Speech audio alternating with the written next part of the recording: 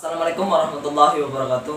Saya Muhammad Fajrul Falah selaku presentator dari mata kuliah Agama dan Masyarakat Pedesaan ingin menjelaskan materi mengenai nasib petani.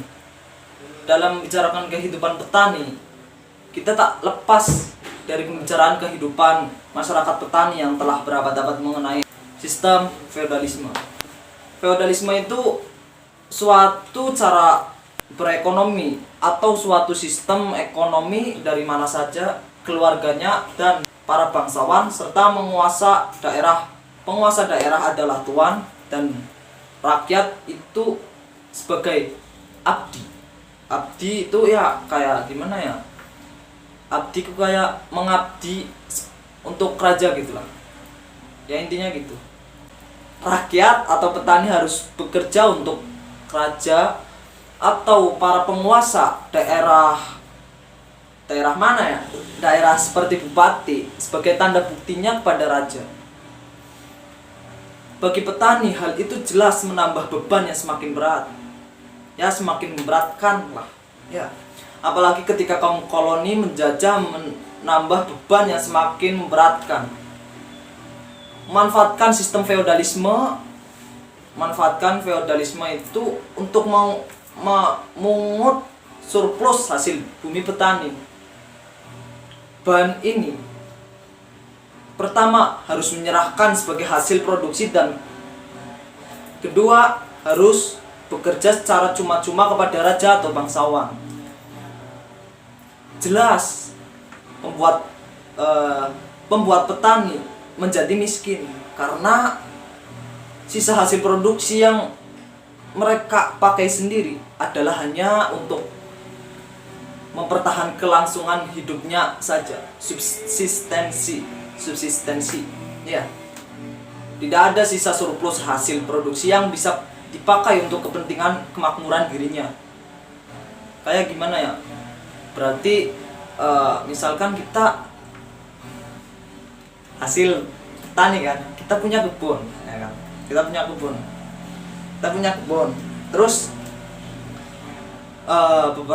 beberapa persen itu buat petani dan beberapa persennya kayak 25% lah itu buat raja atau bangsawan. Ya gitu, seperti itu. Jelas sistem ekonomi feodal hanya memakmurkan raja dan bangsawan sementara para petani diperas tenaganya dan sengsara. Itulah nasib petani yang berabad-abad terkena sistem feodalisme penjajahan. Sebab dalam sistem ekonomi feodal aliran hasil bumi lebih banyak ke atas ke pihak raja, sedangkan aliran ke bawah ke petani sedikit sekali. Dengan mudah dapat turunkan dalam masyarakat feodal. Adanya selubung budaya yang menganggap bakti pada raja sebagai bakti terhadap tuan. Pemerasan tenaga petani merupakan kewajiban suci kepada wakil Tuhan di dunia, yaitu raja. Itu wakil Tuhan. Wakil Tuhannya. Ya gimana ya? Itu nasib petani pas lagi ada penjajahan sama kerajaan itu. Dibungkam itulah, men. Sebagai watak dari kapitalisme di Indonesia yang tumbuh berkembang dari negara, maka diferensiasi sosial yang terjadi selalu berhubungan dengan watak intervensi pemerintah terhadap masyarakat pedesaan. Proses diferensi sosial telah berkembang dalam sistem kolonial sebagai program agraria kolonial, seperti agroindustri dan modernisasi petani. Niscaya menghasilkan proses pemisahan di dalam masyarakat petani.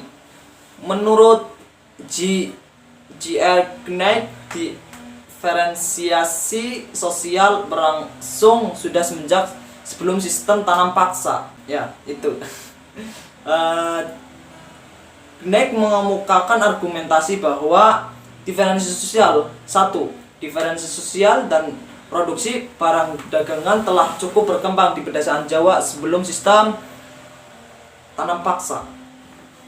Perubahan-perubahan yang berlangsung di masyarakat Jawa selama masa jaya sistem tanam paksa perdagangan abad ke-19 adalah jenis kapitalis buah embrio kapitalis asli terbukti dengan jelas di daerah-daerah pedesaan yang dinyatakan oleh produksi komoditi yang berkembang luas, generalized commodity production, buruh upahan serta perkembangan lebih lanjut sebagai diferensi di antara kaum petani.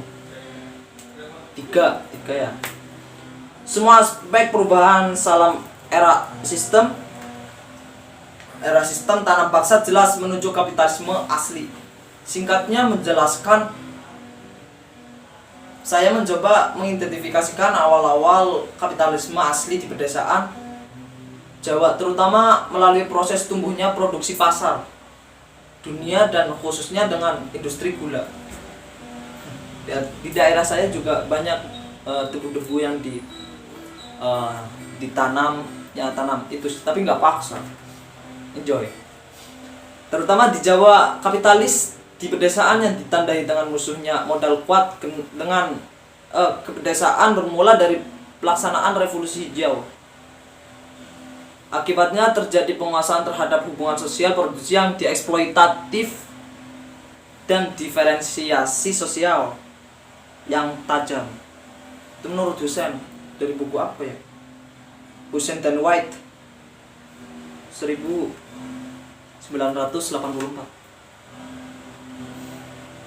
Padahal ya, tanah dipandang sebagai sumber daya pokok dalam usaha pertanian maupun usaha lainnya ya. Ya, hari ini pun diperparah oleh kehancuran ekologis. Penyingkiran kesempatan kerja perempuan, sistem perdagangannya tidak adil. Ya, sistem pemerintahan desa yang sentralistik dan kelembagaan ekonominya berorientasi pada modal pembangunan kapitalis. Ya, akibat yang lain adalah banyaknya warga desa yang akhirnya menggantungkan hidupnya dari usaha sektor non pertanian.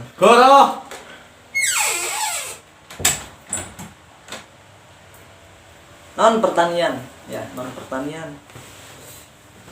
yang bersifat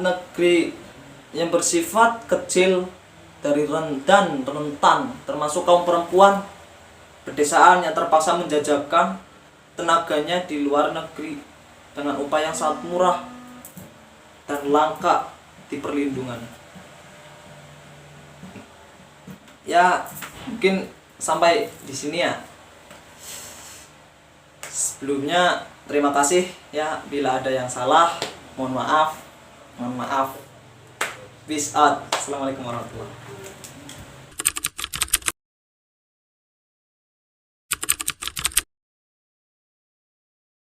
Assalamualaikum warahmatullahi wabarakatuh. Saya sebagai